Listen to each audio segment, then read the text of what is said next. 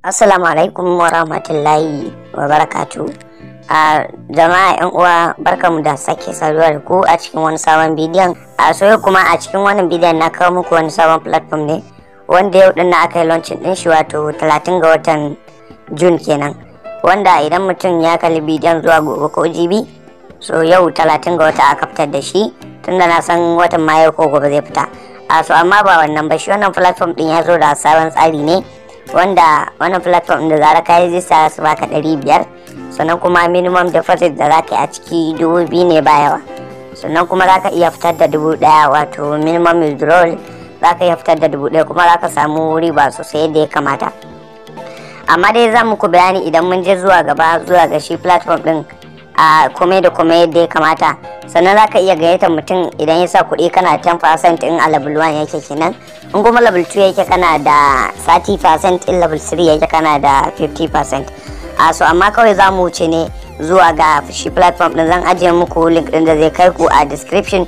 Za ku zo sai ku yi register a wannan platform din domin samun garaɓasa a cikinsa. So yanzu kawai za a ajiye muku link din, yana description. Idan ka danna za ka je zuwa browser da kake amfani da ita kai tsaye, kawai sai ka zo ka register a cikinsa. So kawai da zai kawo ma wannan fuskar. Za ka zo a nan gurin ne za ka sa number waya ka. Idan ka zo za ka sa email wanda za ka yi amfani da shi a nan gurin kenan. Sannan za ka zo nan za ka samu ka kirkiri password guda 6 ne dai zuwa sama da haka, ya wadatar. Sai ka zo ka ƙara maimaita wannan password din a nan. Da dai na san register platform dai ba wani wala ne da ita ba, kowa ma ya santa. Da sai ka dana gurin da aka rubuta register, kawai zai wuce da kai ka je ka yi register a cikinsa. So yanzu kun gani ya sa registration successful. Sai mu zo nan za mu saving din password dinmu. Yanzu kun gani a nan za ka zo sai ka sa wannan, nan za ku ga ya samu ku Gmail. To amma nan kun ga phone number aka ce a sa, sai ka soke, sai ka zo ka sa wannan phone number din da ka yi amfani da ita kenan. Sai ka danna zuwa ga login kenan kai tsaye, zai wuce da kai zuwa cikin platform din domin gabatar muku da komai da komai yadda yake.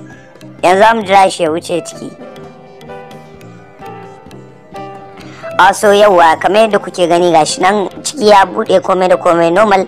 Gashi nan a nan gurin za ku ga muna da balance mu, muna da naira 500 a ciki. So amma wannan deposit din ba za ka a wannan 500 din ba za ka iya cire ta ba. Amma idan ka yo daga nan kasa za ka ga gashi nan idan ka sa 2000 kullum za ka dinga samun 200 kamar dai sauran platform din su da suke. Amma yawancin wancan platform din za ku ga sai dai ka cire tsawon kwana 90, to amma wannan tsawon kwana 60 ne. Kun gani za ku samu alkhairi sosai da ya kamata.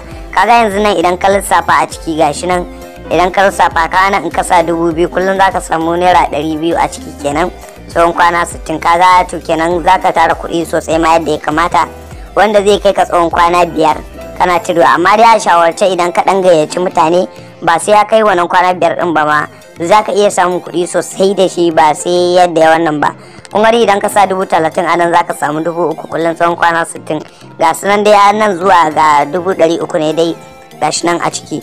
So yanzu kawai za ka zo gurin da aka sami din nan daga nan ƙasa, za ka zo ka danna shi.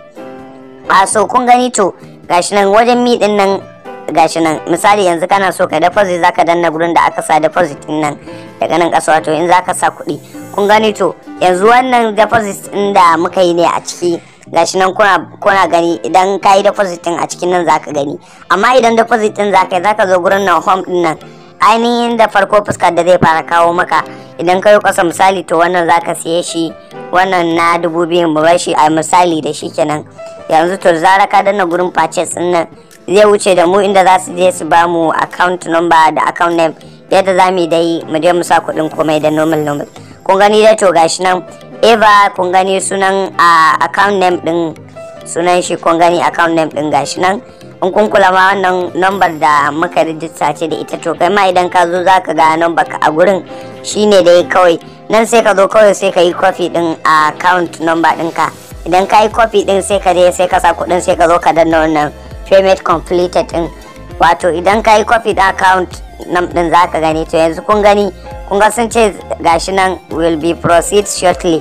So yanzu amma dai ba mu sa kuɗi a ciki ba, shi yasa ba mu da kuɗi a ciki wanda za mu iya siyan wannan dinnan da shi. So amma shi yasa za ku ga, amma idan mutum ya sa kuɗi normal zai yanzu da mun yi, amma kuma babu abin da zai yi mana, saboda ai bam sa kuɗi a ciki ba. Yanzu to idan ka zo a cikin wannan dinnan kun gani, idan ka sami dinnan ga inda zaka samu bayanan komai da komai nan ku gani, sunan bankin ne kenan. Yanzu ga shi wannan din da muka amfani da shi a nan ga USDT address da zaka zo kai confirming din paying ɗinka yadda za su withdrawal details ɗinka. Wato nan idan ka zo zaka sa wannan ɗinka kenan sunan banki, zaka zo nan zaka sa sunan banki. Misali yanzu bari mu amfani da Kuda Bank,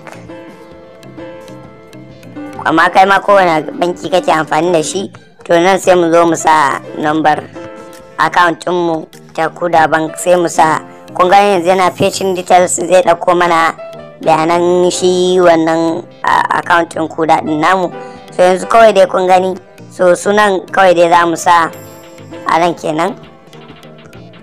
Yanzu to kawai kun gani straight za mu zo, idan mun zo kawai sai mu saving din sunan namu.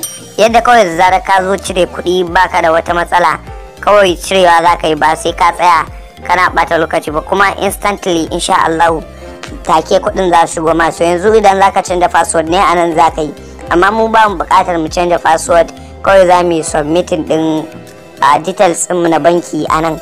Da ka yi submitting din details ɗinka na banki, idan ka zo wucewa kun gani to gashi nan kun gani your bank details has been saved successfully. So yanzu mun yi saving din su.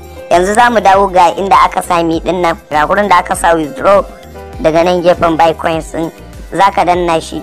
Kun gani so nan sun ce ba mu deposit din komai ba, dan haka ba mu da damar da za mu cire kuɗi a ciki.